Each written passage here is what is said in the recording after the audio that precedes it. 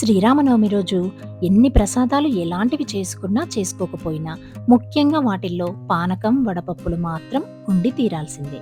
మరి ఆ రెండు ప్రసాదాలని సింపుల్గా ఎలా తయారు చేసుకోవచ్చో చూసేద్దామా మరి. ముందుగా ఒక బౌల్ని తీసుకొని దాంట్లోకి బెల్లంని చిన్న చిన్న ముక్కలుగా కట్ చేసుకొని నీళ్ళని కూడా ఒక 2 గ్లాసుల వరకు వేసుకొని కలుపుకుంటూ కరిగించుకోవాలి.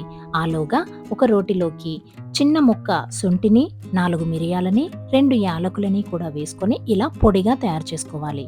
ఇలా దంచుకున్న ఈ పొడిని తీసి ఇలా బెల్లం నీళ్ళలోకి యాడ్ చేసుకోవాలి. దాంతో పాటుగానే రుచికి సరిపడా ఉప్పుని, ఇక పచ్చకర్పూరాన్ని కూడా ఇలా చిటికెడు మాత్రమే పొడిలా ఇలా నలుపుకుంటూ యాడ్ చేసుకోవాలి. ఇవన్నీ ఈ బెల్లం నీళ్ళలో బాగా కలిసిపోయేలాగా కలుపుకొని ఫైనల్గా ఒక చిన్న తులసి ఆకు రెమ్మని కూడా యాడ్ చేసాము అంటే పానకం రెడీ అయిపోయినట్టే.